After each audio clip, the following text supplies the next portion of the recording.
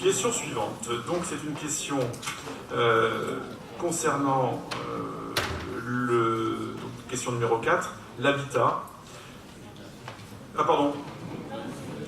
Alors oui, c'est pas une question qui ne fera pas l'objet, c'est plus une information. Donc c'est concernant toujours les statuts. Donc on arrive au bout des débats que nous avions eus à la fin de l'année dernière, concernant notamment les classes Ulysse. Donc c'est Denis Laporte qui va nous donner le fin mot de l'histoire. Oui, alors je vais le prendre un petit peu au milieu, parce que la première chose rappelle souvent ce qui s'était passé le 11 décembre 2018, où on avait parlé des Ulysses, et puis qu'à la fin on avait suspendu la décision, et on s'était dit on en reparlera au prochain conseil.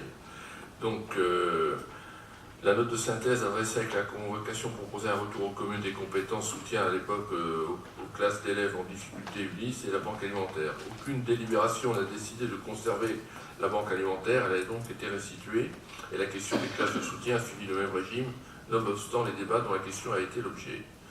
Lors du conseil, il a été convenu toutefois que cette question sera étudiée lors d'un prochain conseil après avoir sollicité l'avis des services de l'État.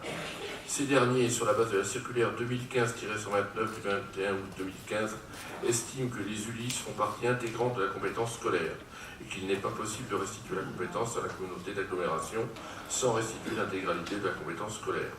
En outre, l'intitulé de la compétence de l'ancienne communauté de communes Avranches-Mont-Saint-Michel, soutien aux enfants en difficulté, est jugé trop vague ou trop vaste pour être assimilé au financement des Ulysses et risquerait de faire l'objet d'un refus des services de la sous-préfecture dans le cadre d'un contrôle de légalité. Alors pour information, il est précisé qu'il existe 6 Ulysses sur le territoire. Avranches, Pontorson, Sartigny avec une compétence communautaire jusqu'au 31 décembre 2018, Bressé, Mortain, Saint-Hilaire avec une compétence communale depuis la fusion. Les 3 Ulysses communautaires étaient financés différemment par la commune avec refacturation au travers des mises à disposition à la communauté d'agglomération ou en direct par la communauté d'agglomération, mais avec des contenus parfois différents.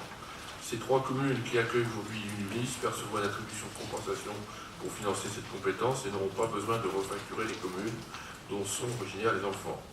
Sur la base de tous ces éléments, la Commission Action Sociale, lors de sa réunion du 21 janvier, propose que la compétence Ulysse, comme l'ensemble de la compétence scolaire, reste communale.